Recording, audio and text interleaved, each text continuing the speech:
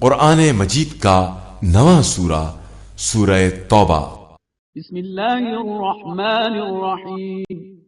شروع نام سے اللہ کے جو بڑا مہربان نہایت رحم کرنے والا ہے۔ ان عدت الشہور عند اللہ 12 شہرا فی کتاب اللہ یوم خلق السماوات والارض منها 4 حرم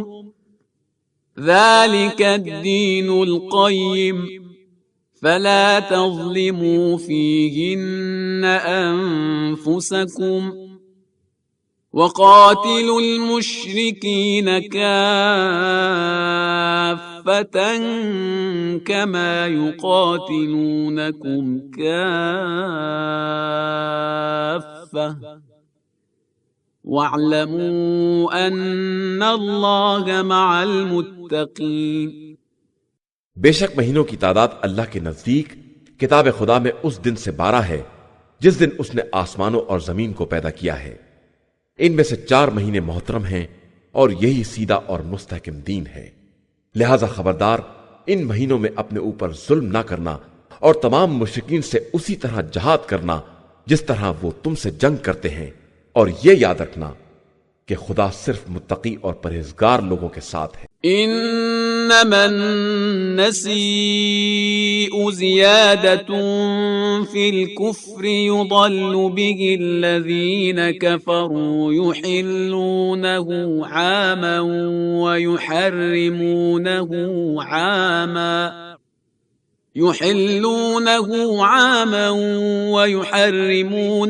عاما ليواطئوا عدة ما حرم الله فيحلوا ما حرم الله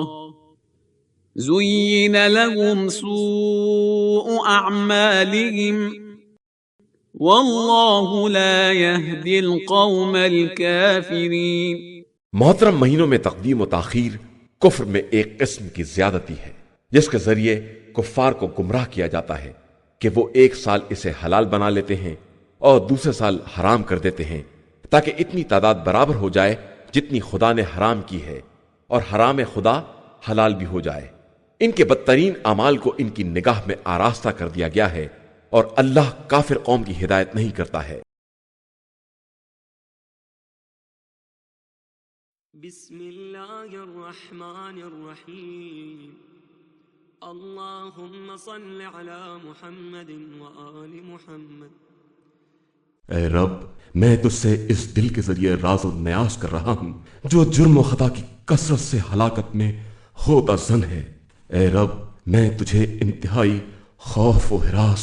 رغبت و لگاؤ اور امید و بیم کے ملے جلے جذبات کے ساتھ پکار رہا ہوں۔ میرے آقا، میرا حال یہ ہے کہ جب میں اپنے گناہوں کی جانب دیکھتا ہوں تو آہذاری کرتا ہوں، اور جب تیرے کرم پر نظر کرتا ہوں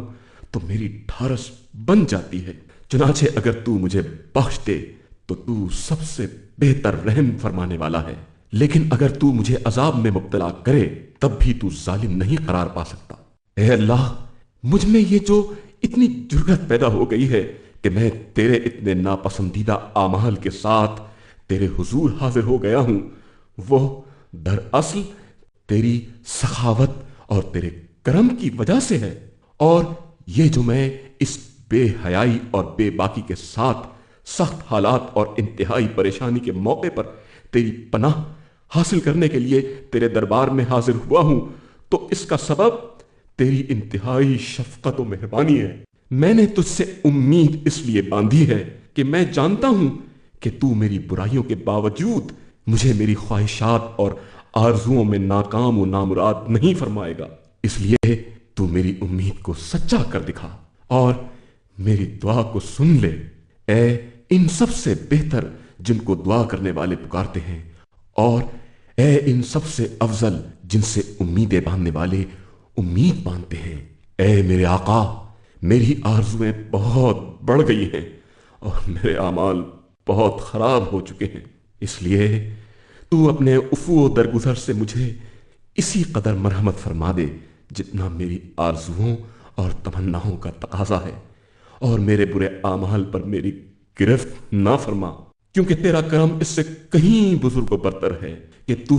گناہ گاروں کو سزا دے، اور تیرا حلم اس سے کہیں بلند و بالا ہے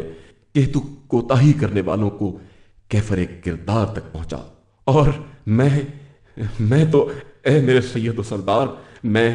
تیرے فضل و احسان کی تلاش و جستجو میں سرگرداں ہوں، اور تیرے اس وعدے کے سبب تجھ سے بھاگ کر تیری ہی جانب لپکا ہوں، اور جو تو نے ان لوگوں کے متعلق کیا ہے جو تیرے بارے میں حسن ظن رکھتے ہیں،